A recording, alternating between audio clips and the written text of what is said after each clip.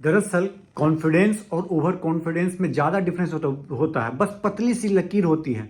जी हाँ, नमस्कार दोस्तों, अस्सलाम वालेकुम, वाहिगुरु जी के खालसा, वाहिगुरु जी की फतह।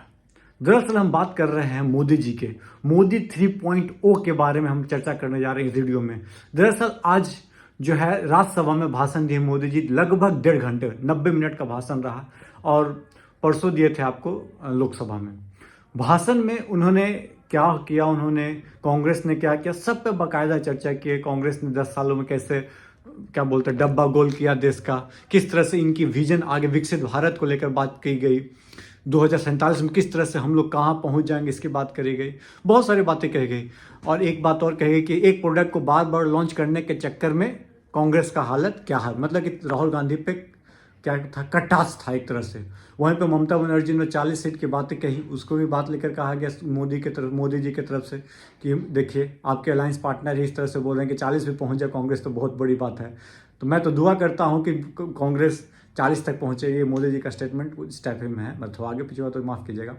उसके बाद बात ये रहा कि मोदी जी अपने गुणगान किए, जो अपना सरकार के बारे में बताना था, आगे भविष्य किस तरह से चलाना है उसी को बात करना था, उसके बारे में बात की। लेकिन एक चीज़ और उन्होंने बोला कि भाई अब की बार 400 पार, 370 बीजेपी और बाकी सहयोगी दल मिला के 400 पार। क्या ये उनका कॉन्फिडेंस बोल रहा है या ओवर कॉन्फिडेंस बोल रहा है? देखना दिलचस्प ये होगा, क्योंकि साहब मैं बता रहा हूँ 303 आप अचीव कर चुके हो। हमको लगता है ये हाईएस्ट पॉइंट था, पीक पॉइंट था। यूपी में, बिहार में, मध्य प्रदेश में, राजस्थान में, क्या बोलते हैं गुजरात में लगभग 95% से एवब का स्ट्राइक रेट रहा है आपका। अब इससे ज़्यादा क्या हो सकता है? जहाँ की अब मैं बात करूँ बंगाल का 50% अप्रॉक्स रख लीजिए कि स्ट्राइक रेट था, जीत का मैं बता रहा हूँ। तो बताए बड़े बड़े जगह की मैं बात कर रहा हूँ, महाराष्ट्र में 90% था।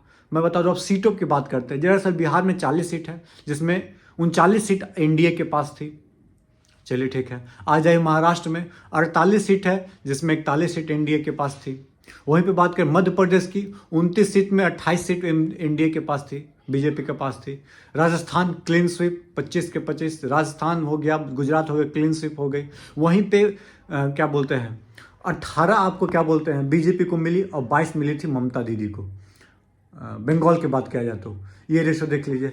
तो आप बात करते हैं 62 सीट आपको मिली थी क्या बोलते हैं यूपी में 80 में से। तो लगभग हर जगह तो क्लीन स्वीप है, मैक्सिमम टू मैक्सिमम आप सीट जीत चुके हो। अब आपको इंक्रीमेंट कहाँ होने का उम्मीद दिख रहा है? साउथ में इसी तरह 25 सीट लगता है, 25 में लगभग इनके पास मैक्सिमम सीट इनके पास है, 18 से 20-22 तक। नॉर्थ ईस्ट का नहीं पता, सॉरी यदि गलती हुआ होगा तो मैक्सिमम तो मैक्सिमम सीट है आपके पास। तो आप और कहाँ से बटोरने के प्रयास कीजिएगा?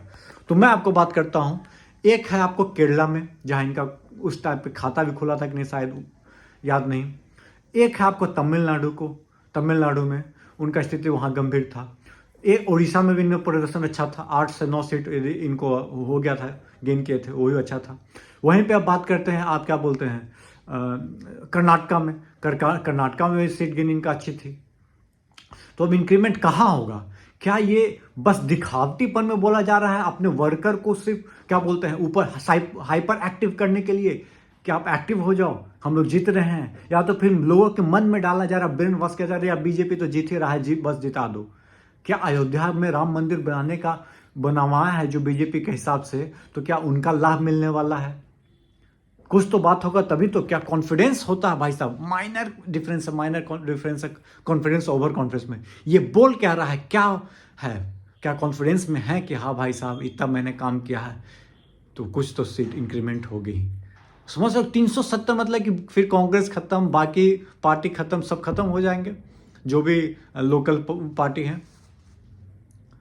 लग तो ऐसा ही रहा है, उनके बोलने के हिसाब से तो ही है। यदि ऐसा होता है तो बहुत मतलब लोकतंत्र के लिए देखिए ऑपोजिशन को होना भी बहुत जरूरी होता है हमारे हिसाब से। देखना दिलचस्प होगा कि आने वाला समय क्या दिखाता है। हालांकि राहुल गांधी के न्याय यात्रा में जिस तरह से भीड़ उठ रही है, जिस तरह से वो अपनी बातों को रख रहे हैं, यदि लोग समझने लगेंगे तो 400 नहीं, ये सत्ता ढह ढहा के बीजेपी 220 से 225 के आसपास आ जाएगी। 2019 में भी यही अनुमान लगाया जा रहा था, पुलवामा हमला के पहले 220 से 225 से ज़्यादा नहीं जाने वाली है। अब देखना दिलचस्प ये होगा कि आगे क्या, राहुल गांधी की न्याय यात्रा से फर्क कितना पड़ता है। इंडिया गठबंधन में टूट तो टूट, दिल्ली टू दिल्ली टूट ही हो रहा है, चाहे वो नीतीश कुमार जी को जाना, चाहे वो जयंत चौधरी को बात करना, बीजेपी के कैबिनेट मिनिस्टर से बातचीत होना। देखना दिलचस्प होगा कितने दिन तक वो टिक पाते हैं। चलिए, वीडियो पसंद आए, चैनल पर पहली बार आए हैं तो चैनल को लाइक शेयर सब्सक्राइब जरूर कीजिएगा। आपका क्या व्यू लगता है, मोदी जी 3.0 400 सीट पार करेंगे अब की बार, तीसरी बार हो पाएगा कि नहीं? तब तक के लिए धन्यवाद। जय हिंद, जय भारत दोस्तों।